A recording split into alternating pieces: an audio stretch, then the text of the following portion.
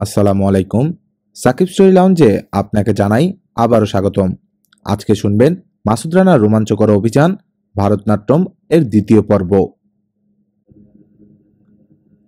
29 August 1965। অনেক রাতে হঠাৎ ঘুম ভেঙে গেল। ঠিক বিড়ালের মতো চোখ মেলে চাইল রানা। ঘুমের লেশমাত্র নেই সে চোখে, যেন জেগেই ছিল এতক্ষণ। আবছা একটা ধস্তাধস্তির শব্দ এলো কানে। তড়াক করে লাফিয়ে উঠে বসলো ও বিছানার উপর। আন্দাজে বুঝল শব্দটা আসছে মিত্রা সেনের ঘর থেকে। নিঃশব্দে বাথরুমের সিটকিনি খুলে পা টিপে টিপে মিত্রার ঘরের দিকের দরজার পাশে গিয়ে দাঁড়ালো রানা। মৃদু আলো আসছে মিত্রার ঘর থেকে। একটা ফুটোয় চোখ রেখেই তাজ্জব হয়ে গেল সে। চোখটা একবার কচলে নিয়ে আবার রাখলো ফুটোতে। সেই একই দৃশ্য।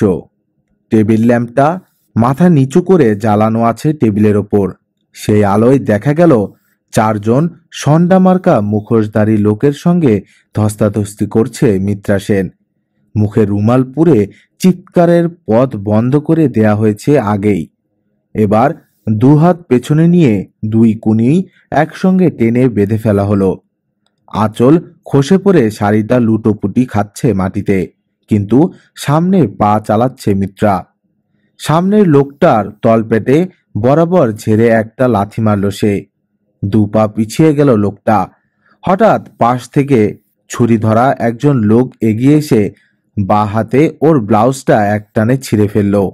তারপর বুকের ওপর চোখা ছুরিটা মারাত্মক ভঙ্গিতে ঠেসে ধরে নিচু গলায় কানের কাছে কিছু বলল। স্থির হয়ে গেল মিত্রা সেন। আর বাধা দেবার চেষ্টা করল না। চোখ দুটো ভয়ে বিস্ফোরিত। নিজের অসহায় অবস্থার কথা চিন্তা করল। জল গড়িয়ে পড়ল ওর চোখ থেকে। সিটকিনির অবস্থান আন্দাজ করে নিয়ে জোরে একটা লাথি মারল রানা বাথরুমের দরজায়। খুলে গেল কপাট। কেউ কিছু বুঝবার আগেই সামনের দুজন লোক ধরাশায়ী হলো রানার প্রচণ্ড মুষ্টাঘাতে। তৃতীয় জন ছুরি হাতে ঝাঁপিয়ে পড়তে যাচ্ছে রানার ওপর। প্রথমে ছোড়াশুদ্ধ হাতটা ধরে ফেলল রানা। তারপর জুজুৎসুর এক প্যাচে আছড়ে ফেলল লোকটাকে মাটিতে। এবার দুই হাঁটু জড়ো করে ঝপাং করে পড়ল ওর পেটের ওপর। হুক করে একটা আওয়াজ বেরোলো ওর মুখ দিয়ে। নড়বার আর শক্তি রইল না। কিন্তু রানা উঠে দাঁড়াবার আগেই প্রথম আক্রান্ত একজন উঠে এসে পেছন থেকে সপাটে ধরল রানাকে। চতুর্থ লোকটি এবার কোমর থেকে টান দিয়ে একটা থ্রোয়িং নাইফ বের করলো। মুখে বিজয়ের হাসি। আপ কাহা যাওগে উল্লুকে পাঠে। রানার বুক বরাবর ছুরিটা ছুটতে গিয়ে থমকে গেল সে। যেন জাদুমন্ত্রের বলে পেছনের লোকটা রানার সামনে চলে এসেছে। একটু হলেই সেম সাইড হয়ে যেত। নিতম্বের উপর রানার প্রচণ্ড এক লাথি খেয়ে হুমড়ি খেয়ে লোকটা গিয়ে পড়ল চতুর্থ জনের ওপর। তাল সামলাতে গিয়ে ছুরিটা পড়ে গেল হাত থেকে মাটিতে। আর মাটিতে পড়তেই পা দিয়ে এক ঠেলা দিয়ে মিত্রা সেটাকে পাঠিয়ে দিল ঘরের এক কোণে। খালি হাতেই ঝাঁপিয়ে পড়ল ভীষণ আকৃতির চতুর্থ লোকটা রানার ওপর। নাক বরাবর রানার গোটা দুই নখ আউট পাঞ্চ খেয়ে সে ছিটকে পড়ল জানালার ধারে। রানা চেয়ে দেখল জানালার সবকটা শিক বাঁকানো। এই পথেই প্রবেশ করেছে লোকগুলো। বাইরে ঝমঝম বৃষ্টি আরম্ভ হয়ে গেছে কখন ও টেরই পায়নি। কি করবে ভাবছে রানা। এমন সময় বাইরের অন্ধকার থেকে মস্ত একখানা ঢিল ছুটে এসে খটাস করে লাগলো ওর কপালে। আধার হয়ে গেল রানার চোখ। পড়ে যাচ্ছিল। চেয়ারের হাতল ধরে সামনে নিল। মাথাটা ঝাঝা করছে, কিন্তু জ্ঞান হারিয়ে ফেললে চলবে না। এখন জ্ঞান হারালে নিশ্চিত মৃত্যু। যেন বহুদূর থেকে কয়েকটা কথা কানে এলো রানার। শালা ডাকু হ্যাঁ, মার ডালেগা, ভাগো ভাগো, সাব লোগ ইহা সে। সেকেন্ড চারেক পাজর বরাবর একটা ছুরির আঘাত এবং তীব্র এক ঝলক ব্যথা আশা করল রানা, কিন্তু তেমন কিছুই ঘটল না। মাথাটা একবার ঝাঁকিয়ে নিয়ে সোজা হয়ে দাঁড়ালো ও। তখনও ঘুরছে মাথাটা। চেয়ে দেখল চারজন মুখোশধারী অদৃশ্য হয়ে গেছে। মিত্রা ছাড়া ঘরে আর কেউ নেই। ছুটে জানালার ধারে গিয়ে দাঁড়ালো রানা। বৃষ্টির ছাট লাগলো চোখে মুখে। একটু পরেই দেখলো বড় রাস্তা দিয়ে একটা গাড়ি সোজা চলে গেল উত্তর দিকে, সামনের অনেক দূর পর্যন্ত আলোকিত করে। মিত্রাও পাশে এসে দাঁড়িয়েছিল। চাপা গলায় জিজ্ঞেস করলো, চলে গেল? তাই তো মনে হচ্ছে। ঘরের এক কোণ থেকে ছুরিটা তুলে নিয়ে মিত্রা সেনের হাতের বাঁধন কেটে দিল রানা। হাত ছাড়া পেয়ে প্রথমেই নগ্ন বুক দুহাতে ঢাকলো মিত্রা। তখনও থরথর করে কাঁপছে সারা অঙ্গ। আলনা থেকে একটা ব্লাউজ টেনে ছুঁড়ে দিল রানা ওর দিকে।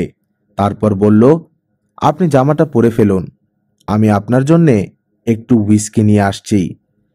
বাথরুমের মধ্য দিয়ে নিজের ঘরে চলে এলো রানা। সুটকেস থেকে বোতল বের করে আধ গ্লাস হুইস্কি ঢেলে নিয়ে পাশের ঘরে এলো রানা। দেখল কাপড় পরে বিছানার ওপর বসে আছে মিত্রা সেন আড়ষ্ট ভঙ্গিতে। ধুক করে এটুকু খেয়ে ফেলুন, আমি মৈত্র মশাইকে ডেকে আনছি। চট করে একবার রানার চোখের দিকে চেয়ে নিল মিত্রা সেন। তারপর গ্লাসটা নিয়ে এক হাতে নাক টিপে ধরে 3 ঢোকে খেয়ে ফেলল হুইস্কিটুকু। রানা ঘর থেকে বেরিয়ে যাচ্ছিল। কি মনে করে মিত্রা ডাকলো, শুনুন। কি? মৈত্রমশাইকে ডাকা যাবে পরে, এখন এই চেয়ারটায় বসুন তো। কপালটা অসম্ভব ফুলে গেছে, জলপট্টি লাগিয়ে দেই। তাছাড়া মৈত্রমশাই এসে এখন আহা উহু ছাড়া আর কি করবেন? একটা রুমাল 4 ভাঁজ করে এক মগ পানিতে ভিজিয়ে ভিজিয়ে বেশ কিছুক্ষণ ফোলা জায়গাটায় ধরল মিত্রা। তারপর ভেজা রুমালটা কপালে বসিয়ে আরেকটা কাপড় দিয়ে বেঁধে দিল রানার মাথাটা। মৈত্রমশাইকে ডাকার কোনো দরকার নেই। হঠাৎ বলে উঠল মিত্রা, বিপদগ্রস্তা ভদ্র মহিলার জন্যে নিরীহ শান্তিপ্রিয় ফটোগ্রাফের কাছাকাছি থাকাই বেশি নিরাপদ। ভাবছি এই লোকগুলো কে? আপনি চেনেন এদের? আপনাকে ধরে নিয়ে যাচ্ছিল কোথায়? আমি কিচ্ছু জানি না, কোনোদিন দেখিনি এদের। সাধারণ গুন্ডা বলেই তো মনে হলো, কিন্তু কোনো আভাসই পাননি আপনি? এটা কেমন কথা? এমনই কানাঘুষোই শুনেছি একটা বদমাশের দল আছে, ইয়াং টাইগার্স নাকি একটা নাম। ওরা নাকি লোক লাগিয়েছে, সুযোগ পেলেই আমাকে ধরে নিয়ে যাবে ওদের আড্ডায়। তেমন কোনো গুরুত্ব দেয়নি ওসব কথার। ইয়াং টাইগার্স এর নাম শুনে একটু কঠিন হয়ে গেল রানার মুখ। পর মুহূর্তে স্বাভাবিক কণ্ঠে বলল, আপনার দলের কাউকে যদি ডাকতে বলেন তো ডেকে দিতে পারি, আর নইলে আপনি বিশ্রাম করুন, আমি আমার ঘরে যাই। রাত এখনো অনেক বাকি আছে, এভাবে গল্প করলে কাটবে না। উঠে দাঁড়ালো রানা। ঝমঝম অবিরাম বৃষ্টি পড়ছে এখনো। কাছেই কোনো পুকুরে ব্যাঙ ডাকছে ক্যাঁকো ক্যাঁকো একঘেয়ে সুরে। বিজলি চমকে উঠল আকাশ চিরে। মিত্রাও উঠে দাঁড়ালো। কেমন লোক আপনি? আপত্তির সুর মিত্রার কণ্ঠে। এই ঘরে একা আমাকে ফেলে যাচ্ছেন যে বড়। একা কি করে থাকবো আমি এই জানালা ভাঙ্গা ঘরে? একটু ভেবে নিয়ে রানা বলল, বেশ তো, আপনি আমার বিছানায় গিয়ে নিশ্চিন্তে ঘুমিয়ে পড়ুন, আমি না হয় এই ঘরে আপনার পাহারায় থাকব। আমার এমনিতেই আজ রাতে আর ঘুম আসবে না। আসুন না, আপনার ঘরে বসে গল্প করে কাটিয়ে দিই রাতটা। না, আপনার ঘুম না এলেও আমার ঘুম আসবে। ঘুরে দাঁড়ালো রানা। আপনি আমাকে তাড়াতে পারলেই বাঁচেন মনে হচ্ছে। হ্যাঁ, কারণ অনুষ্ঠানের শেষে দুর্ব্যবহার করেছিলাম তাই? না। মিত্রার চোখের দিকে অদ্ভুত দৃষ্টিতে চাইল রানা। সেজন্য নয়, কারণটা খুবই সাধারণ। আপনি সুন্দরী রমণী, আমি শক্তিশালী পুরুষ।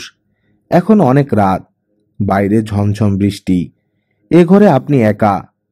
আমি ব্রহ্মচারী মহাপুরুষ নই। আমার মধ্যে পশু জেগে ওঠা কি একেবারেই অস্বাভাবিক? মন দিয়ে কথাগুলো শুনল মিত্রা। বুঝল কথাটা বিশ্রী হলেও সত্য। মুখটা ফ্যাকাশে হয়ে গেল ওর। শুধু বলল, আপনি একটি ছোট লোক। তারপর হঠাৎ ঘুরে চলে গেল রানার ঘরে। 1 মিনিটের মধ্যেই আবার ফিরে এলো মিত্রা। হাতে রানার ওয়ালথার পিপিকে পিস্তলটা।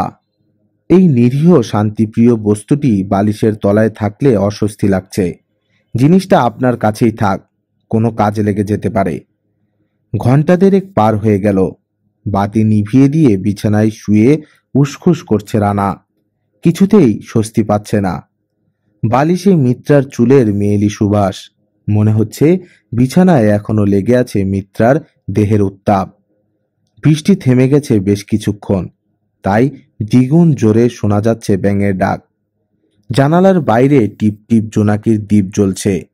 এখনো পুরো দস্তুর শহর হয়ে উঠতে পারেনি জায়গাটা। একটা সিগারেট ধরালো রানা। লাইটার নেভাবার ঠিক আগের মুহূর্তে দেখতে পেল ও আবছা একটা লম্বা মূর্তি দাঁড়িয়ে আছে ঠিক ঘরের মাঝখানে, হাতে পিস্তলটা ওর দিকে তাক করা। চমকে উঠল রানা। এক বিন্দু নড়াচড়া করলেই খুলি ফুটো করে দেব। মৃদু অথচ গম্ভীর কণ্ঠস্বর। মরার মতো কাঠ হয়ে পড়ে থাকলো রানা। অসতর্ক থাকার জন্যে ভয়ানক রাগ হলো নিজের ওপর। একবার ভাবলো বালিশের তলায় পিস্তলটার কথা, কিন্তু এখন চেষ্টা করা বৃথা। দেখা যাক কি হয়। কে? জিজ্ঞেস করলো রানা। তোমার জম, সংক্ষিপ্ত উত্তর। এক পা করে পিছিয়ে গেল লোকটা। পিস্তলটা তেমনি ধরা। টেবিল ল্যাম্পটা জ্বেলে দিল সে।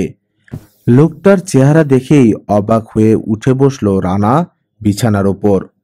তুই তুই শালা এত রাতে এ ঘরে ঢুকেছিস কি করতে? উজ্জ্বল হাসিতে উদ্ভাসিত সোহেলের মুখ। দিয়েছিলাম তো ঘাবড়ে, বোকচন্দর। টেরও পেলি না জলজ্যান্ত মানুষটা ঢুকলাম ঘরের ভেতর। কালোই শালা তোর চাকরি খেয়ে দেব আমি, দেখিস বুড়াকে বলে। ওর একান্ত প্রিয় 9 মিলিমিটার হ্যামারলেস লুগার পিস্তলটা প্যান্টের নিচে তলপেটের কাছে লুকোনো হোলস্টারে ঢুকিয়ে দিল সোহেল। আরে যা যা, তোর মতো 10টা বয় বেয়ারা আমার এক ডাকে ছুটে আসে, তা জানিস? তুই আমার কচু করতে পারবি।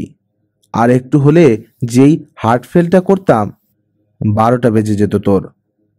কিন্তু দোস্ত, মনে হচ্ছে আজ রাতের সব ঘটনাই তোর জানা।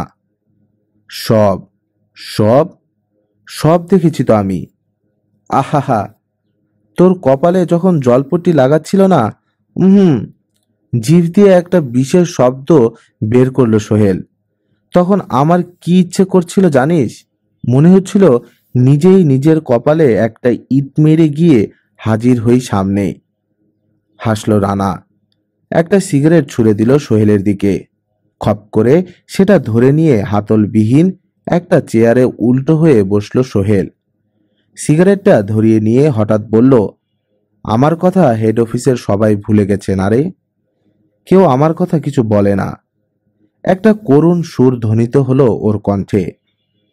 বলবে না কেন? সবাই বলে। মিথ্যে কথা বলল রানা। নিত্য নতুন কাজের চাপে অতীতকে মনে রাখবার উপায় আছে? ও নিজেই তো প্রায় ভুলতে বসেছিল। তবু বলল, কেন? তোর ওই সিঙ্গাপুর অ্যাসাইনমেন্টের দৃষ্টান্ত দিয়ে সেদিন মেজর জেনারেল তো এক লেকচারই ঝেড়ে বসলো আমাদের ওপর। কেন জানি কথাটা অকপটে বিশ্বাস করলো সোহেল। একটা দীর্ঘশ্বাস পড়ল ওর। বলল, কি দিন ছিল তাই না রে? তারপর হঠাৎ শশব্যস্ত হয়ে উঠে দাঁড়ালো। কাছে এসে এক টানে রানার পট্টি খুলে দিল। ন্যাকামি হচ্ছে না? মাথায় ব্যান্ডেজ বেঁধে একেবারে সিনেমার হিরো। খোল শালা। কপালের আঘাতটা ভালো করে পরীক্ষা করে দেখল সোহেল। তারপর পকেট থেকে বের করলো একটা মলমের কৌটো। কৌটোর নিচের দিকটা শক্ত করে চেপে ধরে রানার দিকে বাড়িয়ে দিল। ঢাকনিটা খুলে দিল রানা। কালো মতো ওষুধ। কি ওষুধ রে? জিজ্ঞেস করলো রানা। আয়োডেক্স। ডাকবাংলোর ফার্স্ট এইড বক্সে পেলাম। শিশিটা ভেঙে গেছে বলে বোধহয় এই কৌটোয় তুলে রেখেছে লেবেল লাগিয়ে। রানার কপালে লাগিয়ে দিল সোহেল মলমটা।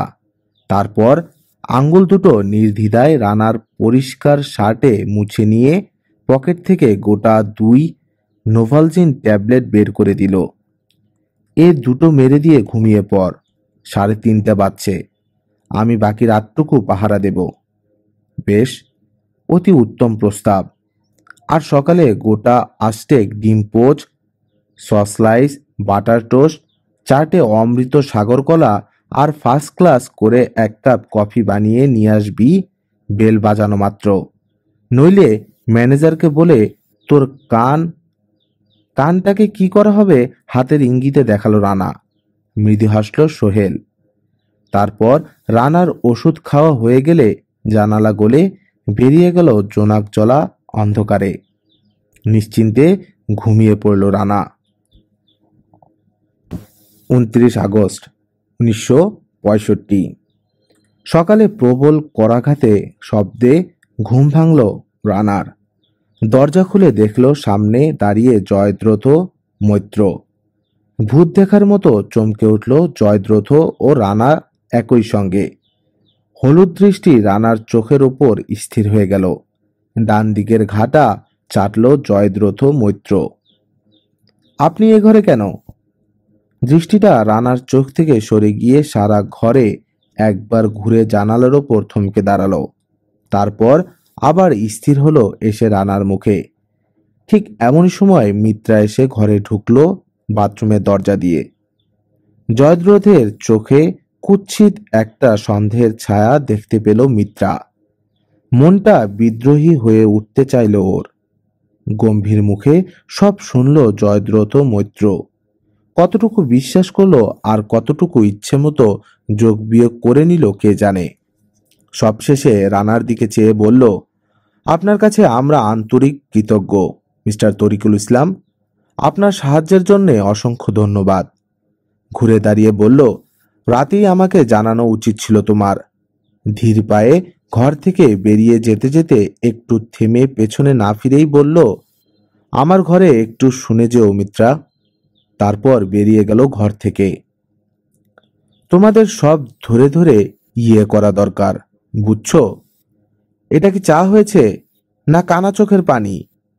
সোহেলের হাতে ট্রের ওপর চায়ের কাপের দিকে চেয়েই গর্জে উঠল মাসুদ রানা। নাস্তার এটো তস্তরি বাসন তুলতে তুলতে নিচু গলায় সোহেল বলল, নে ইয়ারকি রাখ। আজ দুপুরে ওরা সব চলল শিলাইদেহ দেখতে।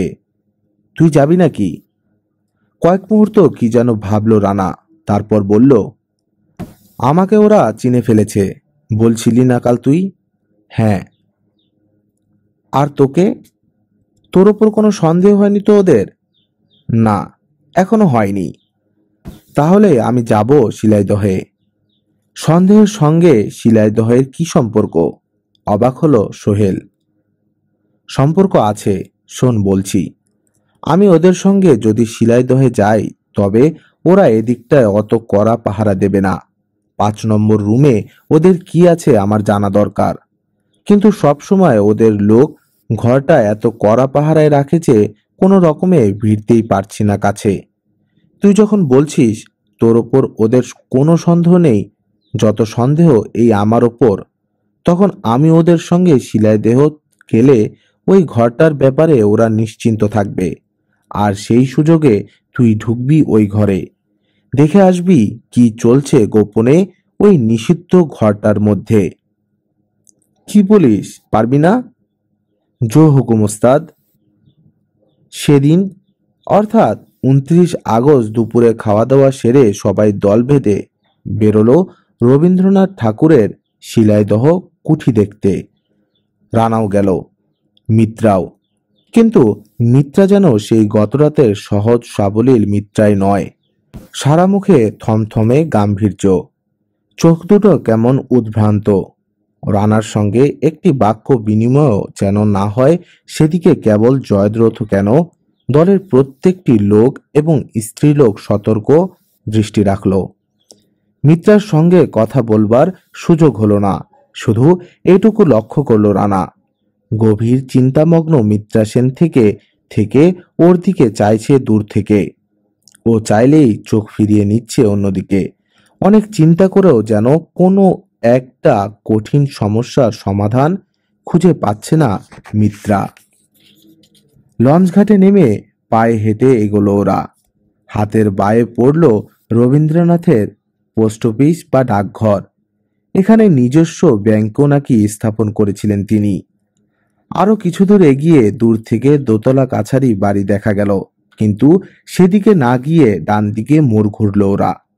কুঠিবাড়ির গেট দিয়ে ঢুকেই ডান দিকে বিরাট আমবাগান, বায়ে কিছু ক্ষেত ও ঝাউয়ের বন। সোজা এগিয়ে দেখা গেল সুন্দর বাংলো টাইপ পাকা দোতলা বাড়ি, ওপরটা টালি দেয়া। ফুলের বাগান ছাড়িয়ে সিঁড়ি দিয়ে উঠেই হলঘর। পালকিটা সত্যি দেখবার মতো। অল্প স্বল্প আসবাবপত্র আছে, কয়েকটা আলমারিতে রয়েছে কিছু বই। দোতলার ঘর আর ছাদের চিলেকোঠা দেখে দলবল এগিয়ে গেল আঙিনায় আমবাগানের সেই বিখ্যাত চাতাল দেখতে। হঠাৎ এদের সঙ্গ কেন জানি বড় তিক্ত লাগলো রানার কাছে। পিছিয়ে পড়ল সে, বেরিয়ে এলো বাইরে। ফুলের বাগান বায়ে রেখে এগিয়ে গেল পুকুরের দিকে। ডান ধারে চাকরদের একতলা লম্বা ঘর, ঘাটের দুই ধারে মস্ত দুটো বকুল গাছ। বিকেল বেলাতেই চারদিকটা নিঝুম হয়ে এসেছে। পুকুরে স্নানার্থী নেই আর। শান বাঁধানো পুকুর ঘাটে চুপচাপ বসল গিয়ে রানা, একা। ফ্লাস্ক থেকে চা ঢেলে নিয়ে সিগারেট ধরালো একটা। অদ্ভুত সুন্দর বিকেল। শরতের স্বচ্ছ নীল আকাশের সাদা মেঘগুলো ছায়া ফেলেছে কানায় কানায় ভরা পুকুরটার কালো জলে। মৃদু বাতাসে ঝিরঝির শব্দ করছে ঝাউয়ের পাতা। চারদিকে স্নিগ্ধ, শান্ত, সমাহিত একটা ভাব। বিএ ক্লাসে পড়া রবীন্দ্রনাথের একটা কবিতার কটা লাইন মনে পড়ল রানার।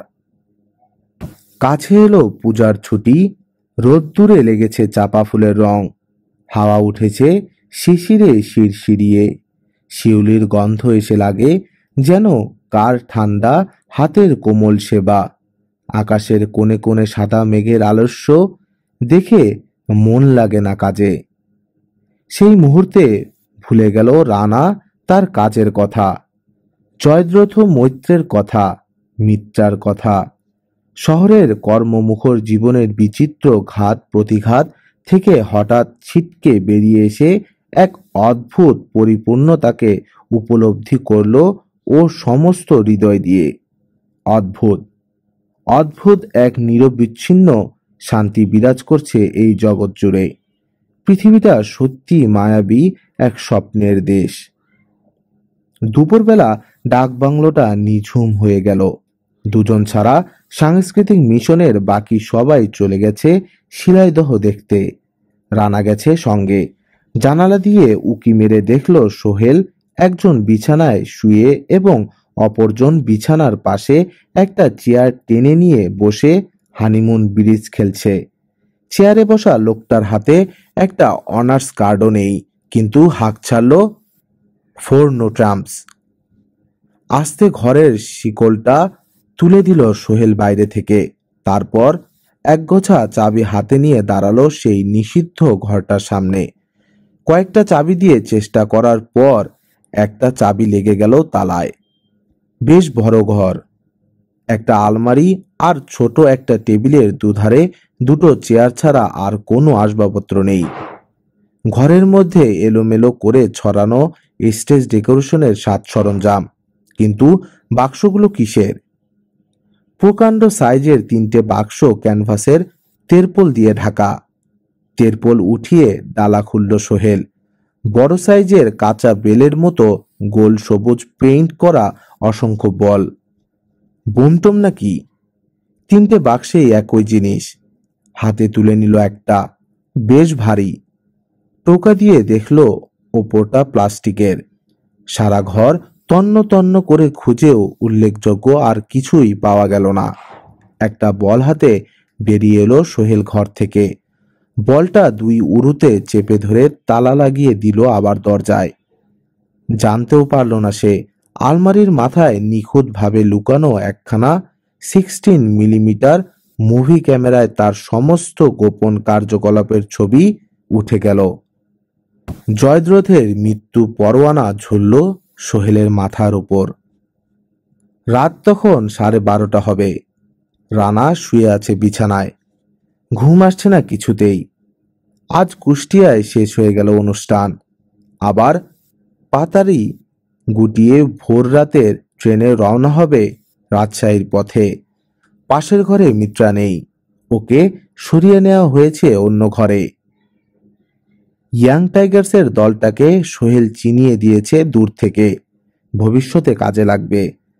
আজকের রিপোর্ট পেয়ে রাহাত খান কেমন চমকে উঠবে ভাবতে ভালো লাগলো রানার। স্যাম্পলটা রানার কাছেই আছে। ঈশ্বরদী পৌঁছে প্লেনে করে পাঠিয়ে দেয়া হবে ঢাকায় হেড অফিসে। এতদিন পর একটা কৃতিত্বপূর্ণ কাজ করবার সুযোগ পেয়ে ধন্য হয়ে গেছে সোহেল। আনন্দে আত্মহারা, কিন্তু ওর জন্যে মনে মনে উদ্বিগ্ন না হয়ে পারছে না রানা। কথায় কথায় সোহেল বলছে, আমিও ধরা পড়ে গেছি রানা। ওদের ব্যবহারেই টের পেয়েছি আমার পরিচয় ওদের কাছে আর গোপন নেই। অবশ্য তাতে ক্ষতি নেই, আজই তো শালারা ভাগছে এখান থেকে, আমার ডিউটিও এখানেই শেষ। কিন্তু রানা জানে সহজে ছাড়বার পাত্র জয়দ্রথ মৈত্র নয়। ঠিক এমনই সময়ে গগনভেদী এক অপার্থিব চিৎকারে কেঁপে উঠল রাত্রির নিস্তব্ধতা। সোহেল না তো! এক লাফে জানালার ধারে এসে দাঁড়ালো রানা। ঠিক 10 গজ দূরে আধো অন্ধকারে ঘাসের ওপর পড়ে মৃত্যু যন্ত্রণায় ছটফট করছে একজন লোক। পিঠের ওপর অমল বিধে আছে একখানা ছোরা, লোকটার হাতেও ছুরি ধরা। সোহেলের মতোই লাগছে না অনেকটা? আরে ওই তো! দৌড়ে পালিয়ে যাচ্ছে একটা মূর্তি। মাথায় খুন চেপে গেল রানার। একটানে পিস্তল বের করলো ও হোলস্টার থেকে। এখনো রেঞ্জের বাইরে যাননি আততীয়। ট্রিগারে আঙ্গুল চেপে গুলি করবার ঠিক আগের মুহূর্তে থেমে গেল রানা। বিস্মিত দৃষ্টি মেলে দেখল দৌড়াবার সময় আততীয়র একটা হাত তুলছে, আরেকটা হাত স্থির হয়ে ঝুলছে কাঁধ থেকে। নিঃশব্দে জানালা থেকে সরে এলো রানা। বাইরে চিৎকার শুনে ছুটে আসা লোকজনের উচ্চ কণ্ঠে আলাপ আলোচনা নির্লিপ্তভাবে শুনতে শুনতে একসময় গভীর নিদ্রার কোলে ঢলে পড়ল সে। ট্রেন ছাড়ার ঘণ্টা পড়ল। গার্ডের বাঁশি হুইসল দিয়ে ছেড়ে দিল লোকাল প্যাসেঞ্জার ট্রেন। পোরদা, ভোরামারা, ঈশ্বরদী, তারপর আব্দুলপুর, সারদা এবং সবশেষে রাজশাহী। মোট 75 মাইল। রানা উঠে পড়ল সেকেন্ড ক্লাস একটা কম্পার্টমেন্টে। সাংস্কৃতিক মিশনের রিজার্ভ করা সব শেষের 2 কামরার বগিতে কিছুতেই উঠতে দিল না ওকে জয়দ্রথ মৈত্র। কাজেই যতটা সম্ভব কাছের একটা কামরায় উঠতে হলো রানাকে। রানা লক্ষ্য করল সব শেষের কামরায় উঠেছে 503টে। ব্রডগেজ লাইনে হু হু করে স্পিড বেড়ে গেল ট্রেনের। 4 সিটের কামরা, 2 জন প্যাসেঞ্জার নিশ্চিন্তে ঘুমোচ্ছে বাঙ্কের ওপর। আর যে লোকটা অনেক ধাক্কাধাক্কির পর দরজা খুলে দিয়েছিল বিরক্ত মুখে, সে এখন পাশের সিটের ওপর পা চড়িয়ে দিয়ে আধশোয়া হয়ে ঝুলছে।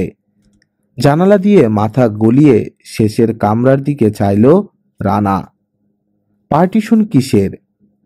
রানা দেখল শেষ বগির দরজা দিয়ে স্টেজ ডেকোরেশনের একটা ক্যানভাস পার্টিশন বেরিয়ে আছে বাইরে। ব্যাপার কি? ওপাশের দরজা দিয়ে মাথা বের করে দেখল ওদিকেও ঠিক তাই। ফলে শেষের কামরাটা পুরো ট্রেন থেকে আড়াল হয়ে গেছে। কি হচ্ছে শেষ কামরায়? এখান থেকে বোঝার উপায় নেই। 8 মাইল পেরিয়ে এসে পোরাদা স্টেশনে থামল ট্রেন। প্রায় লাফিয়ে নেমে এলো রানা। দেখল পার্টিশনটা আর নেই। শেষ 2 কামরার পাশ দিয়ে এক চক্কর ঘুরে এলো মাসুদ রানা, কিন্তু অস্বাভাবিক কিছুই চোখে পড়ল না তার। এদিকে হুইসল দিয়ে ছেড়ে দিল ট্রেন। প্রাণপণে দৌড়ে কোনো রকমে বাদুর ঝোলা হয়ে উঠল গিয়ে নিজের কামরায়। ভোর হয়ে আসছে, পূবের আকাশটা বেশ ফর্সা হয়ে গেছে। হালকা কুয়াশায় আচ্ছন্ন ফসল ভরা আদিগন্ত বিস্তৃত মাঠ, আউশ ধান, মাঝে মাঝে গ্রাম দেখা যাচ্ছে, কুড়ে ঘর, উঠানে খড়ের গাদা, আম কাঁঠাল আর কলা গাছ, মেঠেলের ধারে বাঁশের ঝাড়। আবার জানালা দিয়ে পার্টিশন দেখতে পেল রানা। সুটকেস থেকে একটা নাইলন কর্ড বের করলো সে। কামরার কেউ জাগেনি এখনো।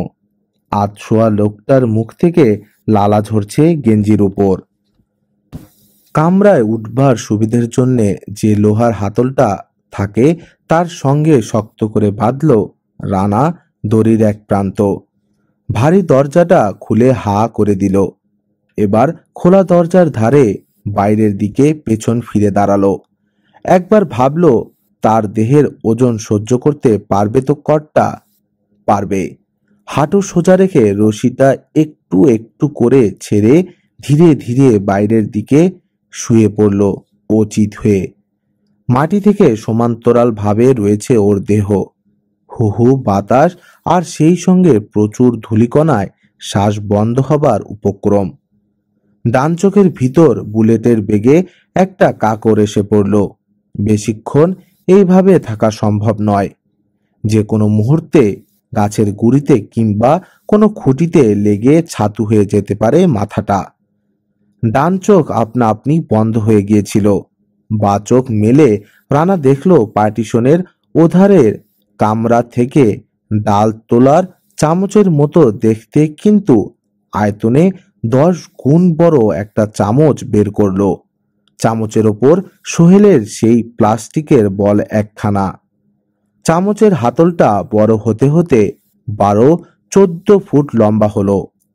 একটা সবুজ ক্ষেতের পাশ দিয়ে যাবার সময় আলগোসে সেটা নামিয়ে দেয়া হলো চামচ থেকে। হাতল আবার ছোট হতে হতে অদৃশ্য হয়ে গেল কামরার ভিতর।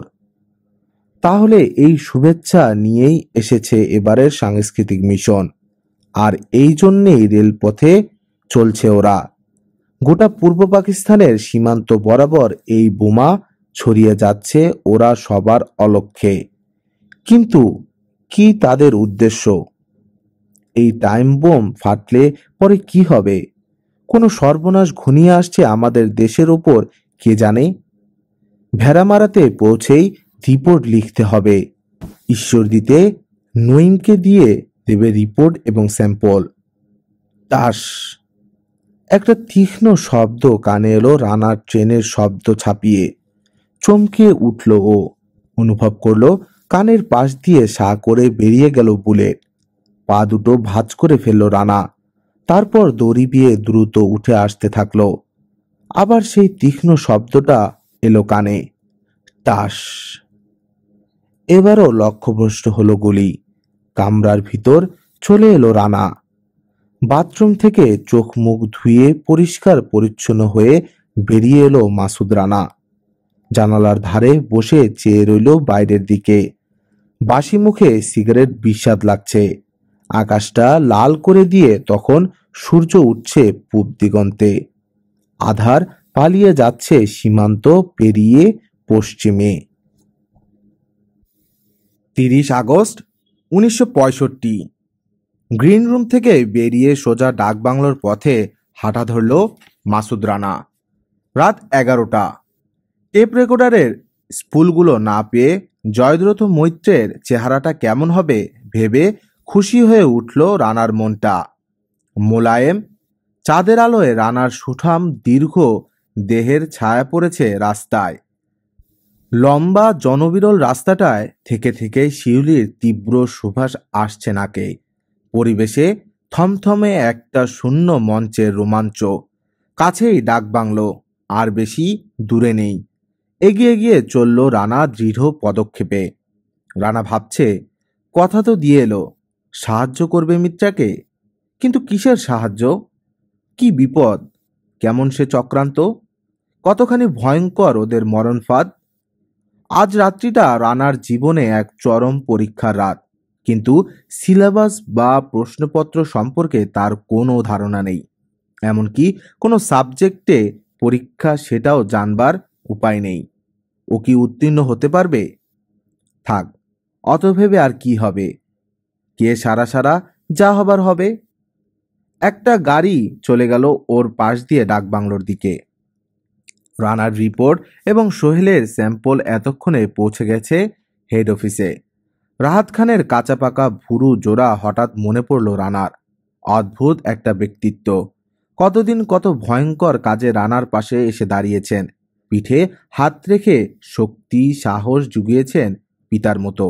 কিন্তু তবু যেন কত দূরে। এক আবছা কথায় স্নেহ ঝরে পড়েছে রানার প্রতি, আশীর্বাদের মতো সিক্ত হয়েছে ও কৃতজ্ঞতায়। তেমনি আবার ওর সামান্য ভুলে তার কঠোর শাসনের চাবুক ক্ষত বিক্ষত করেছে রানার মন। সত্যি অদ্ভুত মানুষটা।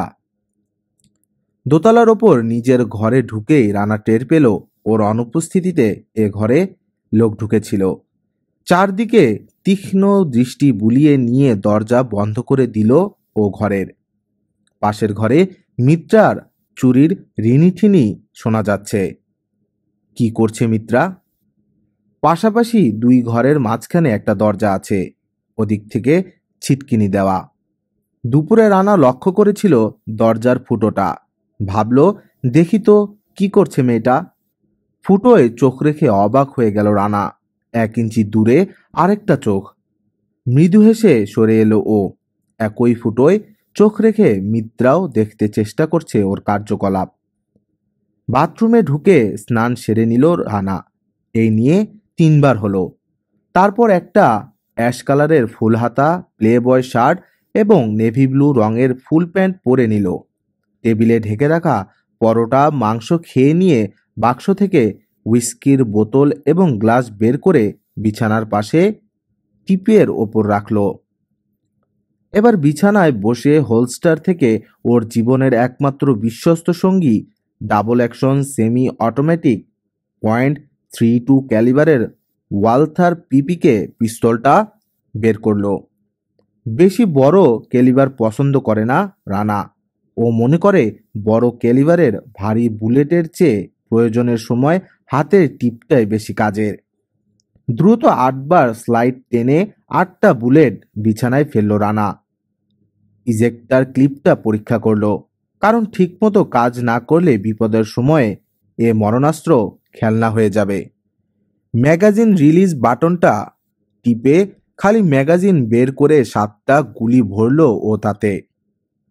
স্লাইড টেনে চেম্বারে বাকি গুলিটা ঢুকিয়ে দিয়ে আস্তে হ্যামারটা নামিয়ে রাখল। এবার ম্যাগাজিনটা যথাস্থানে ঢুকিয়ে দিতেই ক্লিক করে কাচের সঙ্গে আটকে গেল সেটা। গুলি ভরা 2টো এক্সট্রা ম্যাগাজিন পকেটে ফেলে পিস্তলটা আবার হোলস্টারে ভরে রাখল ও সন্তুষ্ট চিত্তে। উজ্জ্বল আলোটা নিভিয়ে বেড সুইচ টিপে 3 ওয়াটের নীলবাতি জ্বেলে দিল রানা। তারপর চিত হয়ে শুয়ে পড়ল বিছানায় জুতো মোজা পরা অবস্থায়। 1 ঘন্টা পর নীল আলোটাও গেল নিভে। চারদিকে নিস্তব্ধ অন্ধকার। 1 ফুট দূর থেকেও নিজের হাত দেখা যায় না। এত অন্ধকার যে চোখ না বুজেও ঘুমানো যায়। চুপচাপ অনেকক্ষণ ধরে বিছানায় শুয়ে আছে রানা, প্রতীক্ষা করছে। বাইরে ঝিঝি পোকার কোরাস ভরাট করে রেখেছে যেন অন্ধকারকে। কই, কিছু তো ঘটছে না।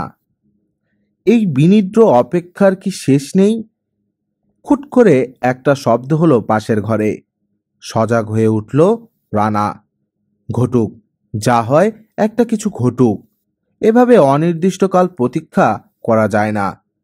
কয়েকজন লোকের সাবধানী পায়ের শব্দ, চটাস করে একটা চপেটাঘাতের আওয়াজ, মৃদু স্বরে 2-একটা কথাবার্তা। রানা বুঝল সময় উপস্থিত। হঠাৎ তীব্র ঝটকা খেয়ে লাফিয়ে বিছানা থেকে নেমে এলো রানা। কি হলো? এমন জোরে ইলেকট্রিক শক লাগলো কেন? বুকের ভেতর জোরে হার্টবিট হচ্ছে। পেন্সিল টর্চটা জেলে দেখল লোহার খাটের পায়ার সঙ্গে 2টো তার জড়ানো। তার 2টোর অন্য মাথা চলে গেছে পাশের ঘরে। রানা আগে টের পায়নি এ তারের অস্তিত্ব। আলতো করে খাটটা ছুঁয়ে দেখল কারেন্ট নেই এখন। ব্যাপার কি? তাকে কি ইলেকট্রিক শক দিয়ে মারবার ফোন দিয়ে এঁটেছিল এরা? তাহলে এখন আর কারেন্ট নেই কেন? নাকি একটা বিশেষ মুহূর্তে যেন শক খেয়ে ওর ঘুম ভেঙে যায়, তারই জন্য এই ব্যবস্থা? রানা ঘুমিয়ে থাকলে এই শক লেগে তার ঘুম ভেঙে যেত, কিন্তু কিছুতেই ও বুঝতে পারতো না হঠাৎ মাঝরাতে এমন ঘুম ভেঙে গেল কেন। কিন্তু তার ঘুম ভাঙতেই বা চাইবে কেন জয়দ্রথ মৈত্র? কাঠের সিঁড়িতে কয়েকটা পায়ের শব্দ শুনতে পেল রানা। একটু পরেই একটা গাড়ির ইঞ্জিন স্টার্ট নেবার শব্দ পাওয়া গেল। মিত্রাকে নিয়ে যাচ্ছে না তো লোকগুলো? কথাটা মনে আসতেই এক লাফে দরজা খুলে বারান্দায় এসে দাঁড়ালো রানা। দেখলো মিত্রার ঘরের কপাট খোলা। একটা জিপ গাড়ি ডাক বাংলো থেকে বেরিয়েই ডান দিকে মোড় ঘুরল। পিছনে জ্বলছে দুটো লাল ব্যাকলাইট। ছুটে মিত্রার ঘরে ঢুকে বাতি জ্বালল রানা। খা খা করছে খালি ঘর, তবে কি ও কথা রাখতে পারল না? কি মনে করবে মিত্রা? মনে করবে প্রাণ ভয়ে বিপদের সময় ঘর থেকে বেরোতে সাহস পায়নি ও?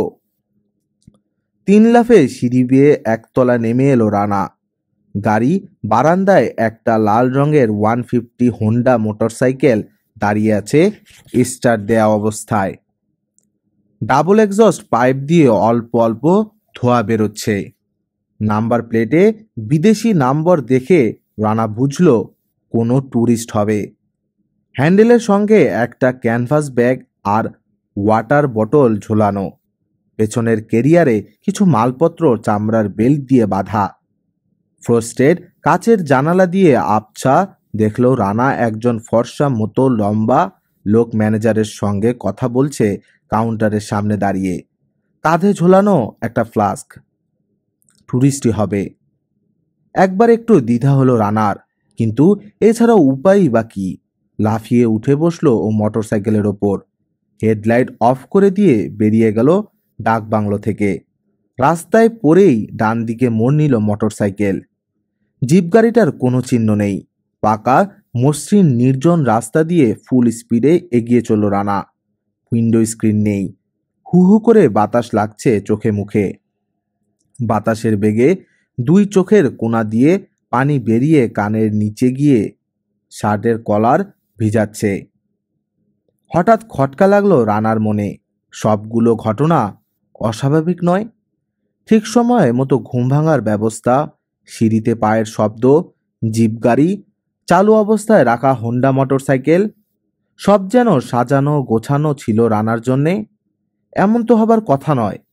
ঠিক যেন মিল খাচ্ছে না। তাছাড়া এত রাতে ম্যানেজারের তো কাউন্টারে থাকবারই কথা নয়। কার সঙ্গে কথা বলছিল ট্যুরিস্ট? বুঝল রানা। ট্র্যাপে পা দিয়েছে সে। বদ্ধভূমিতে নিয়ে যাওয়া হচ্ছে তাকে। দূরে ধীরে ধীরে স্পষ্ট হয়ে উঠছে জিপ গাড়ির লাল ব্যাকলাইট। স্পিড কমালো রানা। রাজশাহী নাটোর রোডে চলেছে ওরা। এদিকে মিত্রার মনের মধ্যে চলছে তুমুল ঝড়। জয়দ্রথ মৈত্রের ভয়ঙ্কর প্ল্যান শুনে চমকে উঠেছিল ও। বলেছিল, আমাকে এভাবে ব্যবহার করবার অধিকার কে দিয়েছে আপনাকে?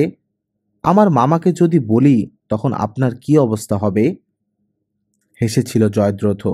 বলেছিল, মামার ভয় আমাকে দেখিও না মিত্রা। তুমি ছেলে মানুষ, সব কথা বুঝবে না।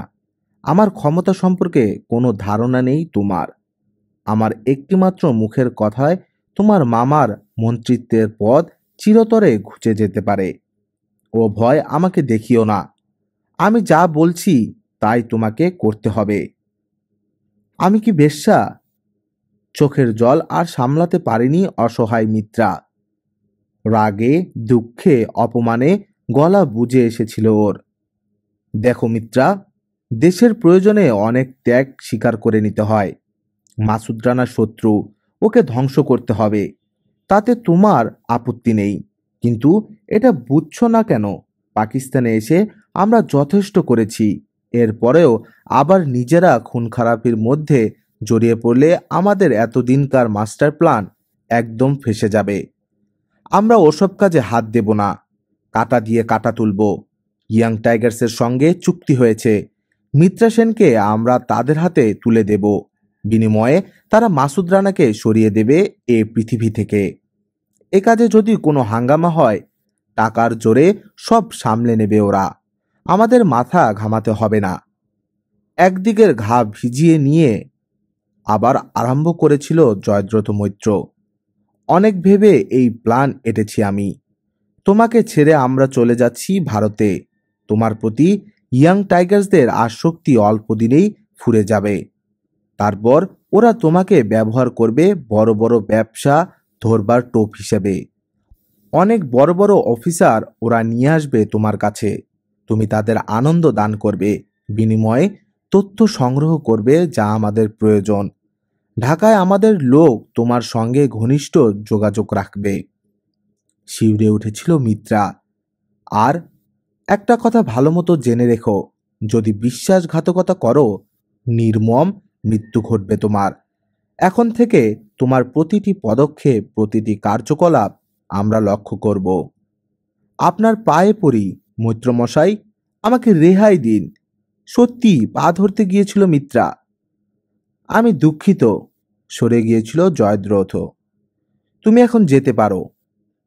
আর আপনার প্ল্যান অনুযায়ী মাসুদ রানা যদি আমাকে রক্ষার জন্যে এগিয়ে না আসে, তাহলে? আমাকে ভাসিয়ে দিলেন, ওকেও হত্যা করতে পারলেন না। আসতেই হবে তাকে। ও যে ধাতুতে গড়া, কোনো নারীর অবমাননা সহ্য করবে না। সাহায্য করতে এগিয়ে আসবেই। সেসব তোমার ভাবতে হবে না। নিখুঁত জাল পেতেছি আমি, শিকার তাতে পড়বেই। হেসে চলে গিয়েছিল জয়দ্রথ পাশের ঘরে। এতখানি অসহায় অবস্থায় মিত্রার জীবনে আর কখনো আসেনি। একই চক্রান্তে জড়িয়ে পড়ল সে। ভয়ানক রাগ হলো মাসুদ রানার ওপর। ওই ওই শয়তানটার জন্যেই আজ ওর এ অবস্থা। ওকে যদি খুন করতে না চাইতো জয়দ্রথ, তবে তো মিত্রাকে ইয়াং টাইগার্সের হাতে তুলে দেবার প্রশ্নই উঠত না। আবার ভাবল, বেচারা রানা জানবে কি করে যে ওকে হত্যা করার বিনিময়ে মিত্রাকে তুলে দিচ্ছে জয়দ্রথ একদল বদমাইশের হাতে। জয়দ্রথই আসলে পাপিষ্ট, নীচ, নরাধম। তারপর আবার ভাবল, জয়দ্রথ তো নিজের স্বার্থে কিছু করছে না, দেশের বৃহত্তর স্বার্থের খাতিরে এঁটেছে এই ভয়ানক ষড়যন্ত্র। এ না করলে তো জয়দ্রথ কর্তব্যচ্যুত হতো। তবে তবে দোষ কার? মাথার মধ্যে সব গুলিয়ে যায় মিত্রার। দোষ মিত্রার ভাগ্যের, দোষ ওর রূপের, ওর যৌবনের। ও আত্মহত্যা করবে, আর তো কোনো পথ খোলা রইল না ওর জন্য। হঠাৎ বিদ্রোহ করে বসল মন। কেন কেন সে ভাগ্যের এই নিষ্ঠুর খেলাকে নীরবে সহ্য করবে? এ ফাঁদ থেকে বেরিয়ে আসবার কি কোনো পথ নেই? নিজেকে রক্ষা করবার অধিকার মানুষের জন্মগত অধিকার। ও বাঁচতে চায়, বাঁচতে কে না চায়? দেশ, দলপতি, চক্রান্ত সব চুলোয় যাক, ও নিজেকে রক্ষা করবে। কিন্তু কি করে? এই বিদেশে কে আছে ওর আপনজন যে এগিয়ে এসে সাহায্য করবে? মাসুদ রানা? অনেক ভেবে ও স্থির করেছিল সমস্ত চক্রান্তের কথা খুলে বলবে রানাকে। কিন্তু সুযোগ পেল কোথায়? চোখের ইঙ্গিতে ডেকে এনে গ্রিন রুমে যে দু একটা কথা হলো, তাতে রানার কাছে কিছুই তো পরিষ্কার হলো না। কোনো কথা খুলে বলা হলো না। এসে পড়ল জয়দ্রথ মৈত্র। কি ধরনের বিপদ ওর জন্য অপেক্ষা করছে সে সম্পর্কে কোনো ধারণা নেই রানার। দলপতির বদ্ধ মূল ধারণা, রানা যে চরিত্রের মানুষ, কেউ বিপদে পড়লে সে ঝাঁপিয়ে পড়বেই, এবং তা হলেই নিশ্চিত মৃত্যু। আজ সাবধান করে দেওয়ার ফলে সে যদি মিত্রার সাহায্য প্রার্থনাকে ফাঁদে ফেলবার জন্য মিথ্যা অভিনয় মনে করে, যদি এগিয়ে না আসে, তাহলে তাহলে মিত্রার নিশ্চিত মৃত্যু। ও যদি আত্মহত্যা নাও করে, জয়দ্রথ হত্যা করবে ওকে। মাথাটা খারাপ হয়ে যাবে নাকি মিত্রার? রানা তো কথা দিয়েছেই, নিষ্ঠুর চেহারার লোক হলে কি হবে, নিশ্চয়ই সে তার কথা রাখবে। আশ্বাস খোঁজে মিত্রা এসব ভেবে। উপায় নেই, তার খাটের তলায় ঘাপটি মেরে বসে আছে একজন। টেপ রেকর্ডারের স্পুল পুকুরে ফেলে দেয়ায় মিত্রার ওপর সন্দেহ হয়েছে জয়দ্রথ মৈত্রের। সে আর কোনো সুযোগ দেবে না মিত্রাকে। অথচ ওই টেপ রেকর্ডারের কথা মিত্রার জানাই ছিল না। ভাগ্যিস রানা ওগুলো ফেলে দিয়েছিল, নইলে ওর বিশ্বাসঘাতকতার কথা আর গোপন থাকতো না হিংস্র জয়দ্রথের কাছে। কিন্তু বুঝলো কি করে মানুষটা? এমন সময় ঘরে এসে ঢুকলো 5 জন ইয়াং টাইগার। একজন টর্চ ধরলো মিত্রার দিকে, আর একজন তুলে নিল ওকে বিছানা থেকে পাজা কোলা করে। বা হাতটা তার বেঁকে এসে মিত্রার স্তনের ওপর পড়ল। মুখে অশ্লীল হাসি।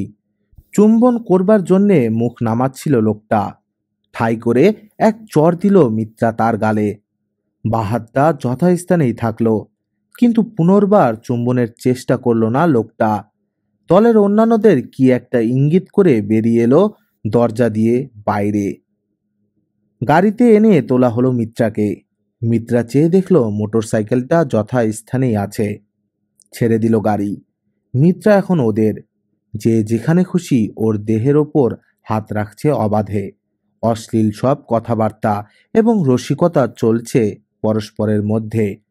চোখ ফেটে জল বেরিয়ে এলো মিত্রার। রানা কি কথা রাখবে? ও কি আসবে এই পিশাচদের হাত থেকে ওকে উদ্ধার করতে? কতদূর চলে এসেছে ওরা? রানা কি খোঁজ পাবে ওদের তাঁবুর?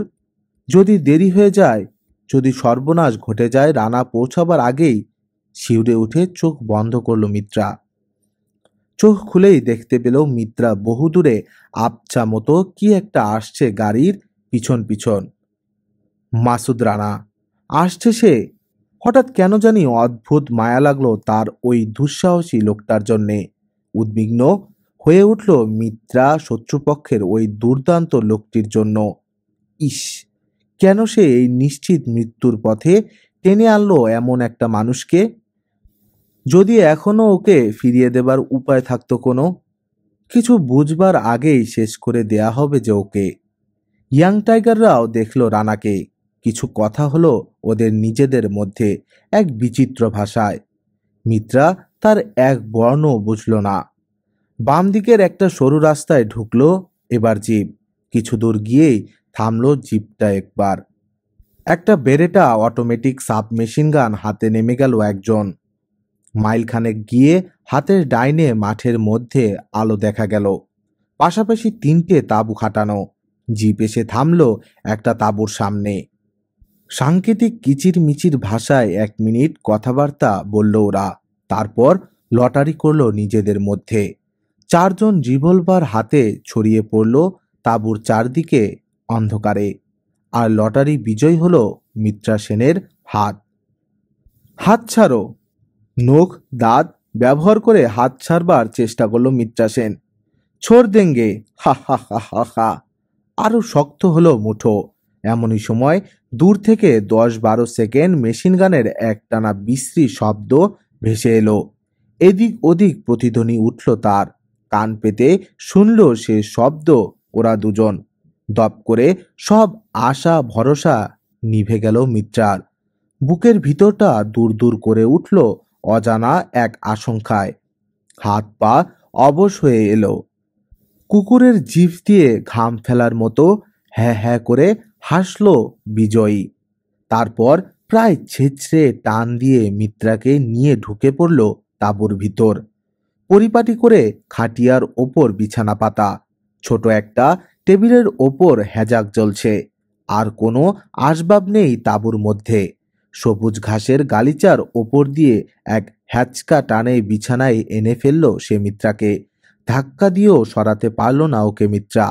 একটা ভেজা উত্তপ্ত ঠোঁট ঘৃণিত চুম্বন করল ওর ঠোঁটে। উত্তেজিত গরম নিঃশ্বাস পড়ছে ওর নাক মুখে। হঠাৎ লোকটা দাঁড়িয়ে উঠে কাপড় ছড়াতে আরম্ভ করল। এক হাতে ধরে থাকলো মিত্রার হাত। উঠে আসতে চেষ্টা করলেই ধাক্কা দিয়ে শুয়ে দেয় বিছানার ওপর। কিউ বেকার লাড়তি হ্যায় প্যারি। নগ্ন লালসা ওর দৃষ্টিতে। অন্ধ কমোত্তেজনায় ফ্যাকাশে মুখের চেহারা। নাকটা ফুলে গেছে একটু। কাপড় ছাড়া দেখে ভয়ে ঘৃণায় চোখ বন্ধ করলো মিত্রা। বিছানায় উঠে এলো লোকটা, ঘৃণিত চুম্বন করলো দ্বিতীয়বার।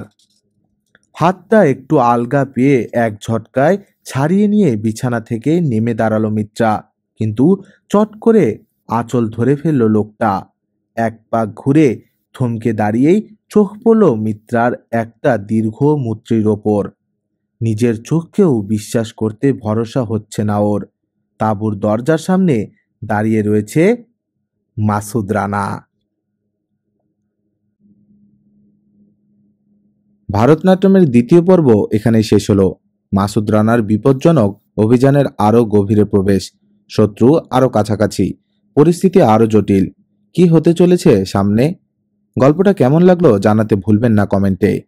ধন্যবাদ সবাইকে। সুস্থ থাকুন, সচেতন থাকুন আর গল্পে থাকুন।